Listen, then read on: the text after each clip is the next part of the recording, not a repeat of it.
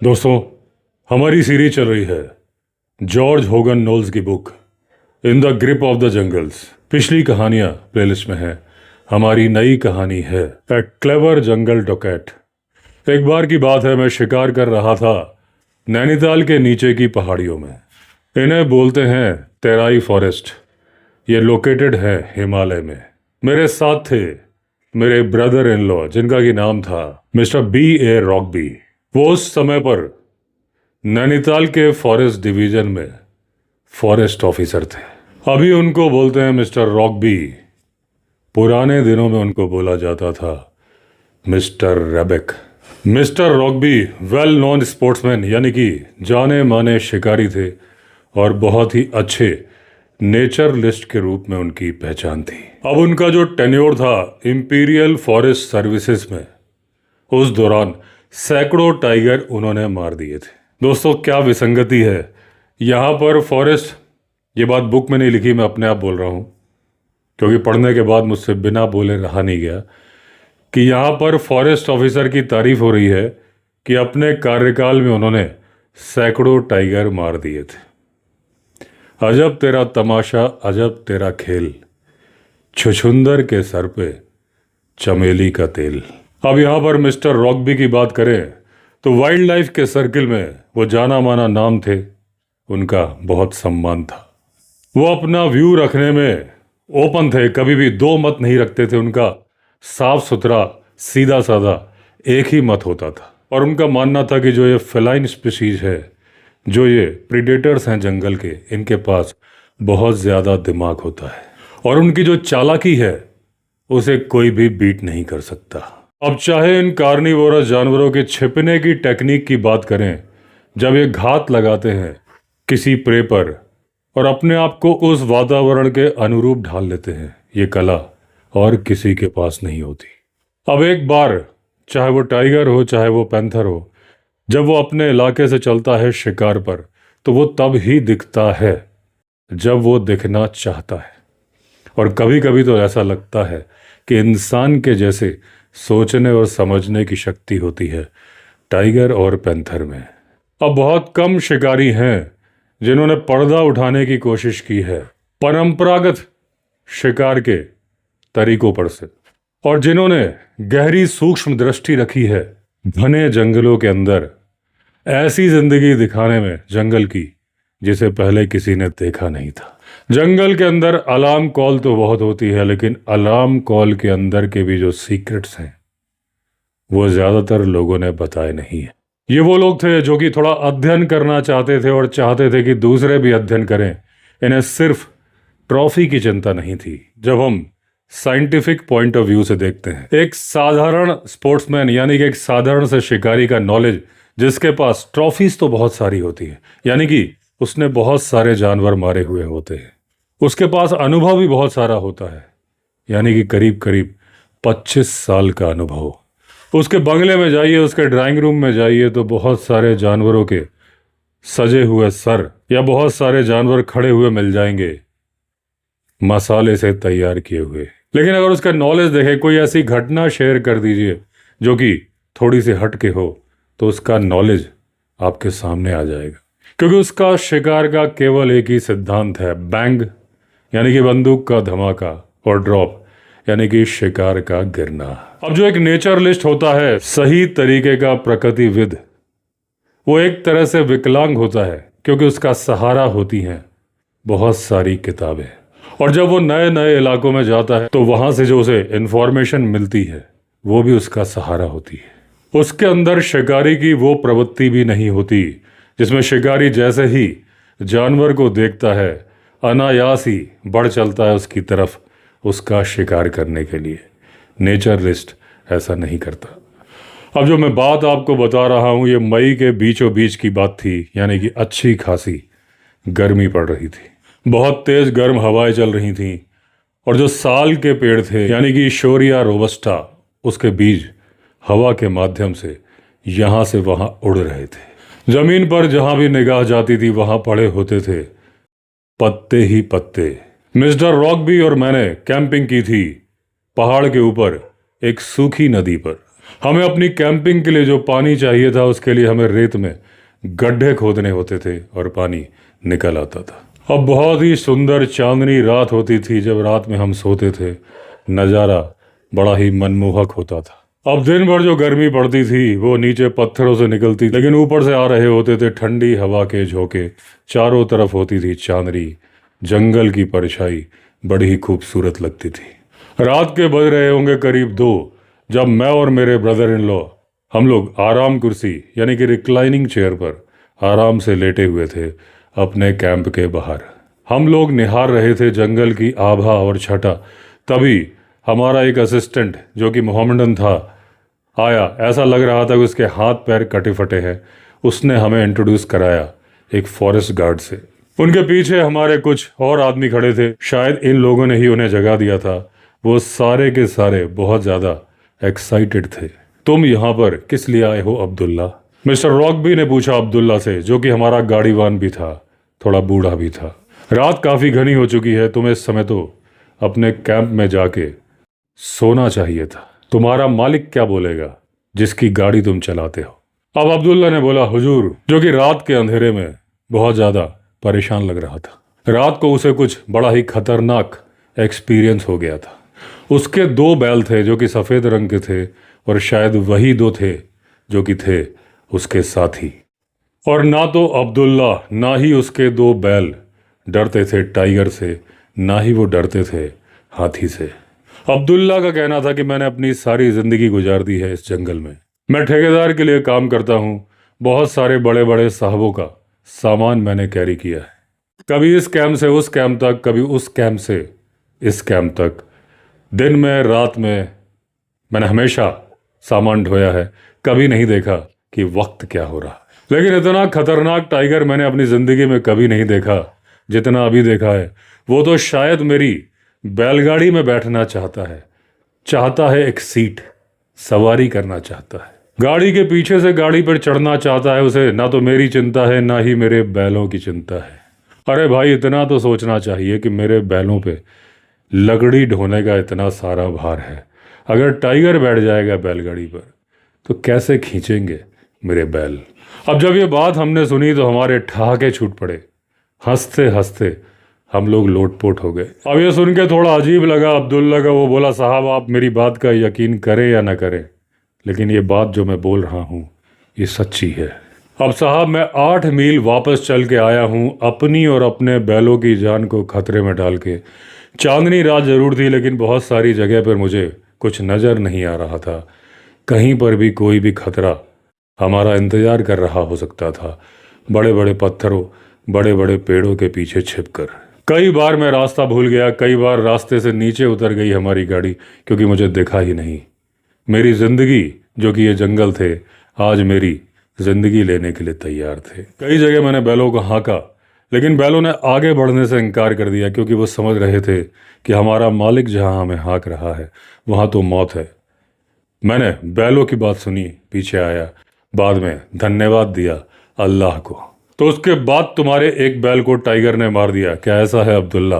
हाँ जी जनाब, ऐसा ही है, बोला अब्दुल्ला। अब फॉरेस्ट ऑफिसर यानी कि मिस्टर रोकबी ने पूछा अब्दुल्ला से, ठीक ठीक बताओ, हुआ क्या था, कैसे हुआ था, और क्या तुम्हारे साथ दूसरी बैलगाड़ियां भी थीं? अब्दुल्ला ने बोला, हाँ जी, लेकिन बाकी बैलगाड़ियां सही सलामत है, लेकिन बाकी के ड्राइवर मुझे अकेला छोड़कर भाग खड़े हुए अपनी बैलगाड़ियों के साथ। मेरी बैलगाड़ी पर भार कुछ ज़्यादा था, मेरे बैल आराम से खींच नहीं पा रहे थे, इसलिए चल रहे थे धीमे धीमे।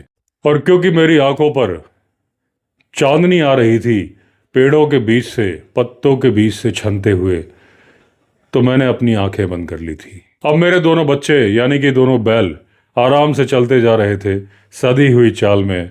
धीरे धीरे मैं गहरी नींद में सो गया। अब जब मैं गहरी नींद में सो गया तो मुझे सपना आया। सपना यह आया कि एक डाकू ने मुझ पर हमला कर दिया है और मेरे हाथ में ये जो बैलों को हाँकने वाली छड़ी है, मैं इससे उसका मुकाबला कर रहा हूँ और अपने मालिक का सामान बचाने की कोशिश कर रहा हूँ। अब मुझे ऐसा लगा कि एक डाकू मेरी बैलगाड़ी पर पीछे से कूद के चढ़ गया है और मेरी बैलगाड़ी आगे से पीछे की तरफ उठ रही है और मेरी बैलगाड़ी में एक बांस की जो टोकरी रखी हुई है जिसमें मेरे मालिक की मुर्गियां और बतख हैं वो जोर जोर से चिल्ला रही हैं। ये सुन के जैसे ही मेरी आंख खुली मैंने पीछे मुड़ के देखा, तब तक बहुत देर हो चुकी थी। एक बहुत बड़ा जानवर था, उसने अपना पंजा मेरे कंधे पर रख दिया था। मैं नीचे गिर गया था। मुझे एक बात तो समझ में आ गई थी कि इस इलाके का बड़ा वाला शेर है जिसने कई बार मुझे और आप लोगों को भी चकमा दिया है, क्योंकि दूसरा कोई ऐसा शेर हो नहीं सकता जिसके अंदर इतनी हिम्मत हो कि वो मेरी बैलगाड़ी पर कूद जाए। और वो एक तरह से मेरे ऊपर चढ़ गया था। एक हल्की सी गुर्राहट उसने मुझे दी थी, ये बताने के लिए कि चुपचाप लेटे रहो वरना तुम्हारे चिथड़े उड़ा दिए जाएंगे। मेरे सामने और कोई चारा नहीं था कि मैं उस दैत्य की बात को मान लूं। अब मैं अपने आप को फील कर रहा था एक बौने की तरह, चुपचाप लेटा था बिना किसी मदद के, असहाय। तुम्हें पक्का यकीन है कि ये एक टाइगर ही था? ये सवाल अब्दुल्ला से पूछा मेरे साले ने। हाँ जी, ये टाइगर ही था और उसके इकलौते नाखून का निशान मेरी गर्दन पर आप देख सकते हैं। श्रीमान जी को मालूम है कि जो बिल्ली प्रजाति होती है अपने पंजों, अपने नाखूनों का इस्तेमाल उतनी ही ताकत से करते हैं जब जितनी जरूरत होती है। और इस निशान के अलावा मेरे चेहरे पर उसकी जो गर्म सांसें आ रही थी वो कुछ ऐसा लग रहा था कि जैसे खौलते हुए पानी का बर्तन खोल दिया है और उसके अंदर से भाप निकल के सीधे मेरे चेहरे पर आ रही हो। और उसकी जो खतरनाक गंध थी जो कि बर्दाश्त के बाहर थी। और सबसे बड़ी बात उसकी वो हल्की सी गुर्राहट जो उसने मुझे वार्निंग के लिए दी थी। उसके बाद क्या हुआ अब्दुल्ला, सुनाते जाओ, ये बोला मेरे साले ने। अब जब टाइगर के वजन से मेरी बैलगाड़ी आगे से पीछे की तरफ झुकी, मेरे बैल जो कि जुते हुए थे जुए में उससे अलग हो गए। अब जब बैल बैलगाड़ी से अलग हो गए तो 2-4 कदम आगे बढ़ने के बाद वो चुपचाप खड़े हो गए। अब बैल कंफ्यूज थे कि हम अपने आप बैलगाड़ी से कैसे अलग हो गए। अब उसके बाद वो राक्षस यानी कि वो टाइगर मेरी तरफ आगे बढ़ा। अब जब आगे बढ़ा तो उसका वजन पड़ा और बैलगाड़ी धड़ाम की आवाज़ के साथ वापस आगे को गिर गई।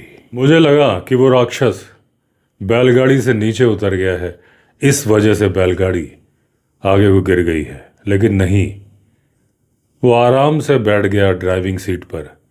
जो श्रीमान जी का नौकर, जो जगह बनी थी मेरे लिए, अब उस पर बैठा था टाइगर। मेरे बैल भागने को मजबूर हो गए क्योंकि बैल नहीं चाहते थे कि बैलगाड़ी में वो जोते जाएं और उन्हें हाँक रहा हो एक टाइगर। अब मैंने पूछा कि क्या ये घटना सच हो सकती है, तो मेरे साले साहब ने कहा कि मैं किसी भी घटना पर यकीन करने के लिए तैयार हूं, क्योंकि जंगल में कब क्या हो जाए कोई भरोसा नहीं। अब मिस्टर रॉकबी ने उस आदमी से कहा, तुम अपनी कहानी सुनाना जारी रखो। और वो मुझसे बोले, पहले हम इसकी पूरी कहानी सुन लें। अब वो आदमी बोला कि बैल भाग चले, लेकिन टाइगर ने उन बैलों का पीछा करने की बिल्कुल भी कोशिश नहीं करी। अब मुझे लगा कि मेरा भाग्य तो निर्धारित हो चुका है। अब ये टाइगर मेरे ऊपर जंप करेगा और मुझे मार देगा, लेकिन नहीं, वो बैलगाड़ी से नीचे उतरा, एक बिल्ली की तरह से उसने अंगड़ाई ली और कुछ कदम धीरे धीरे चल पड़ा। अब जब वो जा रहा था, चांदनी रात में उसकी जो काली परछाई दिख रही थी वो मुझे साफ नजर आ रही थी। अब जब टाइगर चला गया था, घने जंगल में गायब हो गया था, एकदम सन्नाटा छा गया था और मुझे अपने सांस लेने की आवाज़ भी सुनाई दे रही थी। अब मैं सोच रहा था कि जिस तरफ मेरे बैल गए हैं मैं उस तरफ आगे बढ़ूं, लेकिन तभी मैंने देखा कि भगदड़ मचाते हुए मेरे बैल वापस आ रहे हैं। अब बैल रंभा रहे थे और आते आते, भागते भागते मेरी बैलगाड़ी के पास ही आके रुके। अब मैं प्यार से अपने बैलों से बात करना ही चाह रहा था कि तभी मुझे टाइगर की परछाई वाली आकृति दोबारा दिखाई दी। वो टाइगर रोड पर खड़ा था, उन बैलों के काफी पास में, लेकिन इस बार जो परछाई बन रही थी वो थोड़ी छोटी बन रही थी। पिछली बार टाइगर की परछाई इससे बड़ी थी। अब मैं सोच रहा था कुछ रोशनी का चक्कर है, इस वजह से परछाई बड़ी छोटी दिख रही थी, लेकिन तभी मेरे आश्चर्य का ठिकाना नहीं रहा कि एक बड़ी परछाई भी आई जंगल से निकल के और उसने पकड़ लिया मेरे बैलों को। ऐसा लग रहा था कि वो जानबूझकर छिप के खड़ा था, इसी मौके का इंतजार कर रहा था कि कब मेरे बैल वापस आए और वो उन्हें लपक कर पकड़ ले। अब मैंने एक बैल के चिल्लाने की आवाज़ सुनी और फिर सुनी उसके नीचे गिरने की आवाज़। अब जो दूसरा बैल था वो मेरा बच्चा मेरे पीछे पीछे आया, एक तरफ भाग खड़ा हुआ, मैं भी उसके पीछे भाग खड़ा हुआ। वहां से भागते भागते मैं सीधा आ गया हूं आपके कैंप की तरफ। अब मेरे साले ने कहा कि इसका मतलब वो टाइग्रेस है जो कि शिकार को पकड़ कर लाती है टाइगर की तरफ। ये बड़ी ही कॉमन प्रैक्टिस है मेटिंग सीजन में, टाइगर्स के बीच में और लेपर्ड्स के बीच में फीमेल शिकार को हाँक के लाती है अपने मेल पार्टनर की तरफ। लेकिन जब मैंने कहा कि टाइगर बैलों को अलग करने के लिए बैलगाड़ी को एक तरफ से उठा देता है वो क्या है, तो मेरे साले ने कहा शायद वो बहुत मोटा है। और मिस्टर रॉकबी ने कहा कि मेरा एक्सपीरियंस ये मुझे बताता है कि जंगल में जब आप किसी भी बात पर विचार करें तो ओपन माइंड रख के करें। हालांकि भारतीय जब कोई कहानी सुनाते हैं तो बहुत ज़्यादा बढ़ा चढ़ा कर सुनाते हैं, लेकिन ना जाने क्यों मुझे लग रहा है कि इस गाड़ीवान ने जो कहानी सुनाई है काफ़ी हद तक ये संभव है। अब मेरे साले ने यह भी कहा कि मुझे लगता है कि ये जो टाइगर है एक बूढ़ा टाइगर है, और जो ये धारीदार जानवर होते हैं यानी कि टाइगर, ये समय के साथ जैसे जैसे बूढ़े होते जाते हैं उतने ही चालाक होते जाते हैं और उतने ही ज़्यादा बोल्ड हो जाते हैं। और ये तो भाग्य की बात है कि जिस जंगल में हम लोग हैं वहाँ पर बहुत सारा शिकार उपलब्ध है, वरना तो ये बूढ़े टाइगर हमारे कैंप में भी आके इंसानों को उठा के ले जाते। और मेरे साले ने यह भी कहा कि उसे पहले ही इन्फॉर्मेशन मिल गई थी फॉरेस्ट गार्ड के द्वारा कि इस इलाके में एक बहुत बड़ा टाइगर है, और यह भी खबर मिली थी कि बहुत ही बोल्ड टाइगर है, सड़क के किनारे ही करता है ज़्यादातर वारदात, और मुझे लगता है ये वही टाइगर है। अब उस गाड़ीवान ने और फॉरेस्ट गार्ड ने बताया कि यह पहला मौका नहीं है जब बैलों को गाड़ी से अलग करने के लिए उस टाइगर ने गाड़ी को एक तरफ से उठा दिया था, यानी कि बैलगाड़ी को। ऐसा वो टाइगर कई बार कर चुका है, और ऐसा वो इसलिए करता है क्योंकि जब तक वो बैलगाड़ी के जुए के अंदर कवर्ड होती है उसे मुश्किल होती है उनकी गर्दन तोड़ने में, और अगर वो बैल को मार भी दे तो उसकी बॉडी को बाहर खींचना बहुत मुश्किल हो जाता है क्योंकि वो बैल तो जुते होते हैं बैलगाड़ी में। अब मैंने कहा कि मैं इस बात को समझ सकता हूँ, और मिस्टर रॉकबी ये उसकी एज से रिलेटेड नहीं है, कोई और बात है जिस वजह से ऐसी हरकतें कर रहा है वो टाइगर। अब अब्दुल्ला ने बोला, हुजूर एक बार बैलगाड़ी में बैठ के चलिए वहाँ पर जब तारे चमक रहे हों, देखिए मैं सच बोल रहा हूँ या झूठ। मैं बैलगाड़ी हाँकूंगा, आप पीछे बैठिएगा और देखिएगा टाइगर जंप करके बैलगाड़ी को पीछे से ऊपर की तरफ उठा देगा। मेरे ब्रदर इन लॉ ने कहा, जिंदगी का एकमात्र मौका ऐसा है जो हमें मिल रहा है। मैंने भी इस सहमति में सिर हिलाया कि ये मौका मत चूक चौहान। हमें मालूम था कि पुराना गाड़ीवान एक्सपीरियंस है और भरोसेमंद है, और उसने जो ये ऑफर हमें दिया है इससे हमें बहुत बढ़िया शिकार का मौका मिलेगा। हम फौरन इंस्पेक्शन बंगलों के अंदर गए अपने पैजामा उतार कर खाकी हाफ पैंट पहनने के लिए। तभी हमारा एक सर्वेंट था जो कि थोड़ा स्मार्ट था, उसने हमें कहा कि जो हम करने जा रहे हैं वो गलत है, लेकिन जब हम नहीं माने तो वो जल्दी से हमारे लिए चाय बनाने चला गया। अब मेरे साले ने कहा कि कैंप में जो सबसे बड़ी बैलगाड़ी है उसे लेकर यहाँ पर आओ और एक जोड़ी बैलों की लाओ जो कि हों बड़े ही तगड़े। साथ में उसने कहा कि एक पैड एलिफेंट हमारी बैलगाड़ी के पीछे पीछे चलना चाहिए। हाथी को हमने बोला आधा मील की दूरी पर चलना, क्या पता ये टाइगर हमारे लिए कोई सच में ही मुसीबत खड़ी कर दे। अब मैंने कहा कि हमें अपने साथ मचान भी कैरी करना चाहिए एक दूसरे हाथी पर, क्या पता हमें ज़रूरत पड़ जाए रोड पर एक दूसरे से थोड़ी दूरी पर मचान पर बैठने की। अब दूसरे हाथी की ज़रूरत मैंने इसलिए समझी थी, क्या पता वो भारी भरकम टाइगर हमारे लिए सच में मुसीबत खड़ी कर दे। अब मिस्टर रॉकबी ने कहा कि मुझे लगता है कि एक बैलगाड़ी पर हमला करने के बाद वो टाइगर कहीं नीचे आराम कर रहा होगा और सुबह 7-8 बजे तक दूसरा हमला करेगा नहीं। तो मैंने कहा इसका मतलब हमारे हाथ में बहुत बढ़िया चांस नहीं है। लेकिन मेरे साले ने कहा कि नहीं, मुझे लगता है चांस रहेगा। उस बूढ़े गाड़ीवान ने जो कहानी सुनाई है उससे मैं बहुत ज़्यादा इम्प्रेस्ड हूँ। और मैंने ऐसे पहले किस्से सुने हैं जहाँ पर बूढ़ा टाइगर बैलगाड़ियों पर हमला करता था और वो इस बात की परवाह करता नहीं था कि उसे भूख लगी है कि नहीं, वो तो बस हमला करता ही रहता था।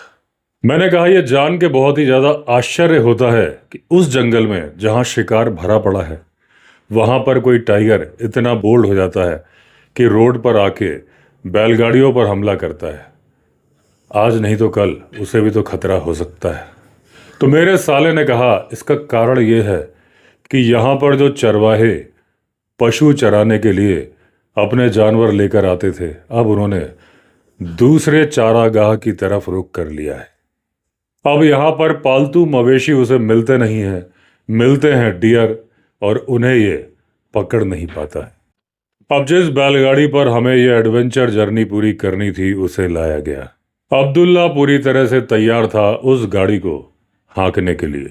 अब अब्दुल्ला का जो इकलौता बचा हुआ बैल था जो कि टाइगर के हमले में बच गया था, भाग कर आया था, उसे संभालने की जिम्मेदारी दे दी गई एक चपरासी को। लेकिन अभी हम लोग ज़्यादा दूर गए नहीं थे कि जो अब्दुल्ला का बैल था जिसे संभालने की जिम्मेदारी दी थी चपरासी को, उसे वो चपरासी संभाल नहीं पाया। उसने वो रस्सी उसके हाथ से छुड़ा ली और भागता हुआ आया अपने मालिक की तरफ, यानी कि हमारी बैलगाड़ी की तरफ। हमें बहुत सारे आदमियों को बुलाना पड़ा उसे घेर कर पकड़ने के लिए। अब हम लोग कंफर्टेबल होके बैलगाड़ी में बैठ गए। हमारी राइफल रखी थी हमारे बगल में। अब हमने ये मेक श्योर कर लिया था कि वो बैल किसी भी तरह से हमारे पीछे ना आ सके। अब या तो हमारे कैंप की तरफ से या जंगल की तरफ से पता नहीं चला, लेकिन आई एक बहुत ही हल्की सी आवाज। अब्दुल्ला फौरन बैलगाड़ी से नीचे कूद गया और बोला उसका वो जो बैल था जिसे कि टाइगर ने मार दिया था, ये उसकी आवाज है, वो मुझे पुकार रहा है। अब वो जिंदा है या फिर है उसका भूत, मुझे नहीं मालूम। और अब वो जो अकेला बैल था जैसे कि आदमियों ने घेर रखा था, जो अभी हमारे पीछे आ गया था, उसने भी वो आवाज़ सुन ली थी।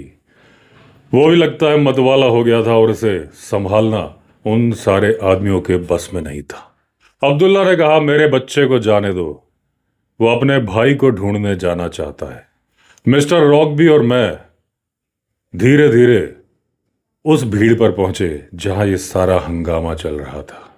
अब अब्दुल्ला दोबारा आवाज़ सुनने की कोशिश कर रहा था, तभी एक गुर्राहट की आवाज़ सुनाई दी और उसके बाद फिर वही धीमी आवाज़ सुनाई दी। अब हम बहुत ही ध्यान दे के वो आवाज़ सुनने की कोशिश कर रहे थे क्योंकि हमें मालूम था कि कैंप के अंदर जितने भी जानवर हैं उन्हें बंद कर दिया गया है, वहाँ से कोई आवाज़ नहीं आ रही है। अब्दुल्ला ने अपने उस बैल को पकड़ लिया जो कि बड़ा ही बेचैन हो रहा था। वो बैल भाग के जाना चाहता था उस दिशा की तरफ जहाँ से वो हल्की सी आवाज़ आई थी, यानी कि वो अपने साथी को ढूंढना चाहता था। अब फिर से वो हल्की सी आवाज़ आई और उसके बाद एक डरावनी गुर्राहट की आवाज़ आई। अब मेरे ब्रदर इन लॉ यानी कि मिस्टर रॉकबी ने जितने भी अटेंडेंट थे उनसे बोला कि तुम लोग कैंप वापस चले जाओ। एक शिकारी को रोक लिया और रोक लिया अब्दुल्ला को जो कि था गाड़ीवान। अब वहाँ पर अजीब सा सन्नाटा छा चुका था। हम लोग अपने दिल की धड़कन भी सुन पा रहे थे। अब्दुल्ला बहुत ज़्यादा बेचैन था। हमने उसे कहा शांत हो जाओ, चिंता मत करो, हम लोग खुद उस तरफ चलेंगे जहाँ से वो हल्की हल्की आवाज़ आ रही है, जैसे कि तुम कह रहे हो कि तुम्हारे मरे हुए बैल की आवाज़। अब मिस्टर रॉकबी ने कहा कि मुझे लग रहा है कि वो टाइगर पीछा करते हुए आ गया है कैंप की तरफ, यानी कि पीछा करते हुए अब्दुल्ला का और अब्दुल्ला के इकलौते बचे हुए बैल का पीछा। और ये जो हल्की हल्की आवाज़ आ रही है गुर्राहट के बीच में, ये टाइगर ही निकाल रहा है कहीं पर छिपे हुए। और टाइगर बैल की आवाज़ की मिमिक्री कर सकता है तो वो मिमिक्री कर रहा है बैल की आवाज की, ताकि दूसरा बैल उसके पास आ जाए। अब मिस्टर रॉकबी ने कहा कि इसके पहले भी कई मौकों पर मुझे ऐसी आवाजें सुनाई दी जो कि टाइगर की मिमिक्री की आवाज ही हो सकती थी, लेकिन कभी भी उस टाइगर को मैं पकड़ नहीं पाया मिमिक्री करते हुए। अब एक टाइगर अपने शिकार का पीछा बड़ी शिद्दत के साथ करता है और इस बात की पूरी संभावना है कि जो मैंने सोचा है वही है। टाइगर हमारे आसपास है, हमें देख रहा है।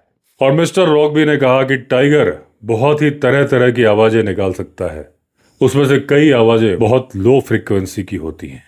इनमें से कई आवाजें बैल की आवाजें होती है, कई आवाजें तो वो ऐसी निकाल लेता है जैसे कि बैल दूसरे बैल को चैलेंज करने के लिए आवाज निकालता है। अब टाइग्रेस ने वो वाला बैल अपने पास सिक्योर कर लिया था जिसे कि टाइगर ने मार दिया था। अब टाइगर डेस्परेट होके दूसरा बैल भी चाहता है जो कि अब्दुल्ला के साथ भाग के आ गया था। अब जो हम पहले प्लान बना के चले थे कि हम बैलगाड़ी में बैठ के जाएंगे, टाइगर के बैलगाड़ी के ऊपर कूदने का इंतजार करेंगे, उस प्लान को हमने स्थगित कर दिया। अब हमने बनाया नया प्लान और उस पे काम करना शुरू कर दिया। अब मेरे साले जी गए नदी की तरफ और उनके पीछे पीछे जा रहा था अब्दुल्ला। अब उन्होंने इंतजाम किया कि अब्दुल्ला यानी कि गाड़ीवान अपने इकलौते बचे हुए बैल को लेके जाए नदी के बीचों बीच। अब क्योंकि चांदनी रात थी तो अब्दुल्ला नदी के बीच में जाके ऐसी एक्टिंग करे जैसे कि बैल वहां पर फंस गया है, उसे निकालना मुश्किल हो रहा है। अब एक जगह छिप के मिस्टर रॉकबी अपनी राइफल के साथ इंतजार करते उस टाइगर का जो कि उनके बैल पर हमला करने का प्लान बना रहा था, अगर ऐसा सच में था तो। अब वो जो दूसरा शिकारी था जिसे हमने रोक लिया था और मेरी ड्यूटी लगाई गई वहीं पर खड़े रह के इंतजार करने की उस हल्की सी आवाज का जो कि हमारे नजदीक आती जा रही थी। अब मैं और शिकारी उस लोइंग आवाज के चक्कर में घूम रहे थे। हमारे पैरों से पत्तियों के खड़कने की आवाज आ रही थी, लेकिन अब हम उसकी परवाह नहीं कर रहे थे। अभी हम कैंप से करीब 200 गज की दूरी पर गए थे कि मुझे टाइगर की गंध आने लगी। अब जो गंध आ रही थी उसे पहचानने में मैं किसी तरह की भूल नहीं कर सकता था। ये पक्का टाइगर की स्मेल ही थी। अब मुझे यकीन हो चला था कि मेरे साले साहब की जो कल्पना थी वो सच्ची थी। ये टाइगर ही था जो कि बैल की आवाज को निकाल रहा था, यानी कि मिमिक्री कर रहा था बैल की आवाज की। अब हम जानबूझकर आवाज करते हुए उसकी तरफ बढ़ रहे थे ताकि वो यहां से नदी की तरफ चला जाए जहां पर खुला इलाका था, और इंतजार कर रहे थे उसका मिस्टर रॉकबी। जो बैल की हल्की हल्की आवाज थी आनी बिल्कुल बंद हो गई थी। हम भी बढ़ते बढ़ते नदी के मुहाने पर चट्टानों के पास पहुंच गए थे। अब जहां पर हम पहुंचे थे वहां पर हमें नदी की रेत जो कि चांदनी रात में चमक रही थी उससे बहुत बढ़िया व्यू आ रहा था, दूर तक हम देख पा रहे थे। और हमारे दाहिनी हाथ की तरफ बहुत ही हल्का हल्का सा नजर आ रहा था अब्दुल्ला यानी कि वो गाड़ीवान और उसका बैल जो कि था नदी के बीचों बीच। तभी हम जिस ऊंचाई पर खड़े थे वहां से हमें अपने पैरों के ठीक नीचे थोड़ी नीचाई से एक काले रंग का साया निकलते दिखा जो कि जा रहा था अब्दुल्ला और उसके बैल की तरफ। अब वो दाहिने हाथ की तरफ घूमा और घात लगा के बैठ गया। अब फिर वो थोड़ा आगे बढ़ा, झुकते हुए फिर बैठ गया। अब कुछ क्षण थे जो कि बहुत ज्यादा एक्साइटमेंट वाले थे, लेकिन तभी बहुत ही तेज धमाके की आवाज आई। पूरा जंगल गूंज गया और यह धमाका हुआ था मेरे साले साहब की हैवी राइफल से जो कि थी 12 बोर की। अब एक के बाद एक गिरने की आवाजें आ रही थी बार बार, और ये आवाजें गूंज रही थी पूरी पहाड़ी में, घाटी में। धीरे धीरे वो आवाज आनी बंद हो गई। ऐसा लग रहा था कहीं दूर लैंडस्लाइड हुआ हो। जब गोली चली थी उसके बाद एक गुर्राहट की आवाज भी आई थी, और उसके बाद आई थी दहाड़ की आवाज जिसने पूरा जंगल गुंजा दिया था। अब हम धीरे धीरे फिसलते हुए, कहीं बैठते हुए, कहीं खड़े, उतरते रहे नीचे नदी की तरफ। अब हम पहुंच गए थे मिस्टर रॉकबी के पास। अब्दुल्ला और उसका बैल भी जल्दी जल्दी आ रहे थे मिस्टर रॉकबी के पास। अब मिस्टर रॉकबी ने कहा कि मुझे लगता है कि मेरी गोली उसकी रीढ़ की हड्डी में लगी है, वो नीचे गिर गया है, हमें उसे ढूंढना होगा, उसके पास जाना होगा और उसे उसके इस दर्द से मुक्ति दिलानी होगी, क्योंकि उसकी रीढ़ की हड्डी टूट चुकी है लेकिन वो अभी भी जिंदा है। और हमने ऐसा ही किया, उसे मुक्ति दिला दी उसके दर्द से। वो एक बहुत ही शानदार टाइगर था। उसकी लंबाई थी 9 फीट 8.5 इंचेस। उसे गले के चारों तरफ एक टाइगर वाली मेन जो कि होती है हल्की हल्की आयाल, वो भी थी। और ये हमारा पक्का सबूत था कि जरूरत पड़ने पर टाइगर दूसरे जानवरों की मिमिक्री कर सकता है। वो सांबर डियर की आवाज भी निकाल सकता है, गाय की आवाज भी निकाल सकता है, और निकाल सकता है बैल की आवाज। और टाइगर ऐसा करता है अपने शिकार को अपने नजदीक बुलाने के लिए। एक पैंथर भी सांबर डियर की आवाज की मिमिक्री कर सकता है। अब ये माना जाता है कि इस तरह की हरकतें हाइना भी कर सकता है, लेकिन टाइगर और लेपर्ड तो दिमाग के मामले में हाइना से बहुत आगे होते हैं। तो दोस्तों, इसी के साथ एंड हुई ये कहानी। हमारी नई कहानी में फिर मिलेंगे। अगर आपने चैनल सब्सक्राइब नहीं किया है तो चैनल सब्सक्राइब कर दीजिए। चलिए फिर मिलते हैं, तब तक के लिए all the best. Vande Mataram.